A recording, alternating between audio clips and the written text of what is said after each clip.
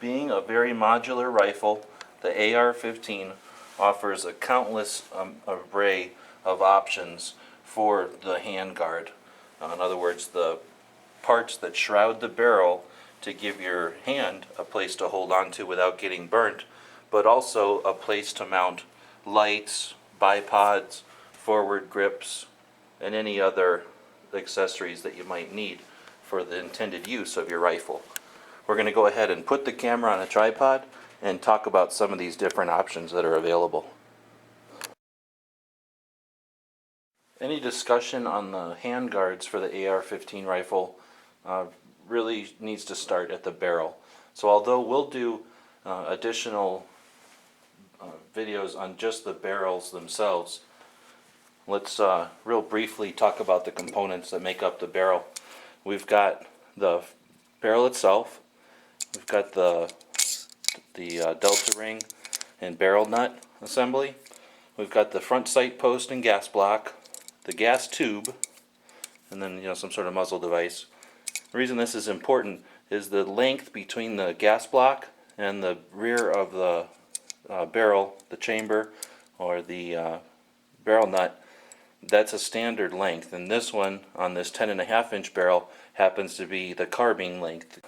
You can see if we hold up a carbine length handguard, it's going to fit between the front sight post and the barrel nut, delta ring.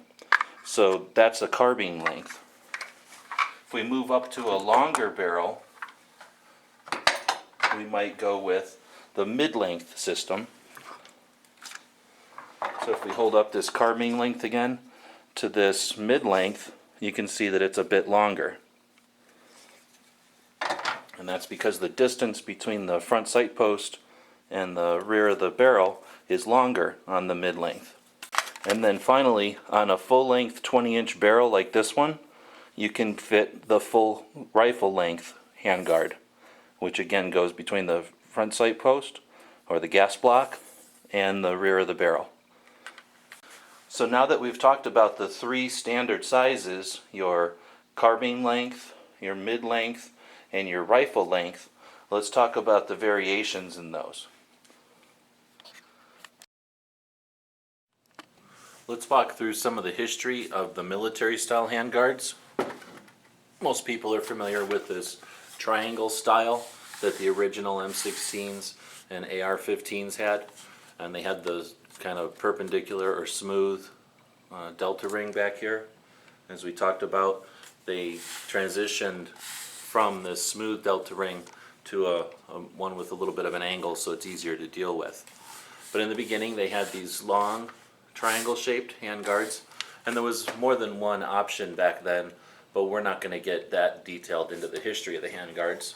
They transitioned into we don't have a great example, but a more rounded shape like this one, and it's the same, the top and the bottom are the same, and you can imagine for military supply that would be very efficient, because if one of them broke or was damaged, it's easy to replace them because they're the same on top and bottom. From the round type, they moved to one that tapered a little bit. Honestly, it might have been the other way around, but they did have a couple of different versions of these. This one's fairly round. There are also some styles that are more oval shape, and you can see this one's taller than it is wide. So there's a couple of different versions throughout the military side of these standard handguards. Eventually, they went from the standard handguard to more of a railed system, and this is a military style rail system. And the big difference on the non-military and military are that the military styles had a removable bottom. So again, if we know that this, even though it has rails, it's not free floated. It's under tension with the springs back here between the delta ring and the front sight. If we pull down on that delta ring, you can see how the bottom piece is going to remove while the top place stays in place, and that's for when you use an M203 under barrel grenade launcher here, and it makes it a lot easier to attach without that bottom piece of rail. It's easy enough to reinstall. Slip it back into the front like all the standard handguards, pull back on the delta ring, and it just snaps into place. and at least to the best of my knowledge, that's how the military style handguards evolved. Now on the non-military side, the handguards are going to run the gambit from simple to very complex. Again, because of the modular characteristics of the AR-15 or the M16, it lends itself to a variety of uses, from sporting to hunting to military to home defense. And because there's so many different end users out there, there's just a large variety of options. Now we've been predominantly looking at the various rails and standard handguards, but let's take a look at some of the other variety out there.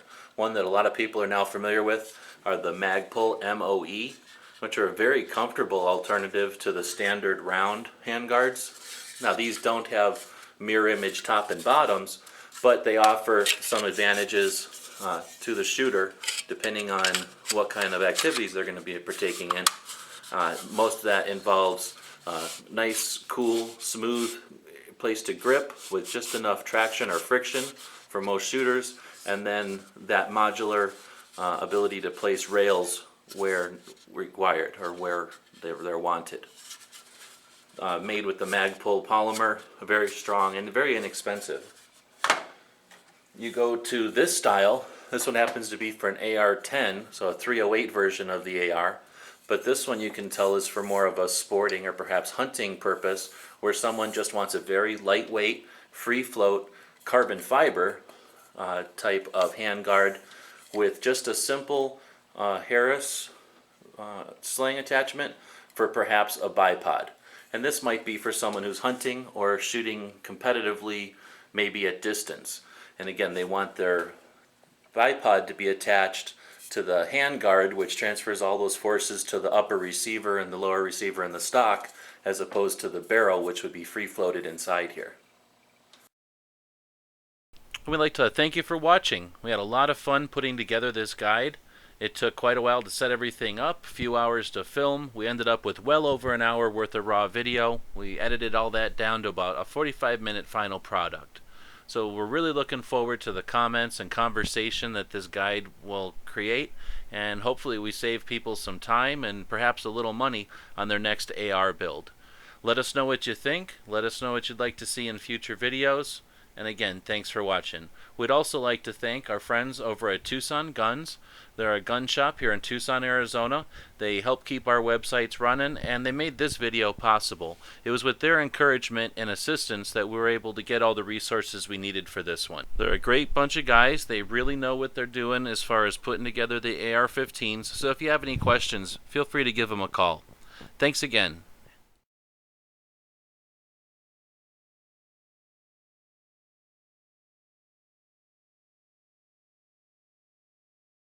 The guys and gals of GunWebsites.com encourage you to take a CCW class every year, practice at least once a month, and carry every day. Thanks for watching GunWebsites.com.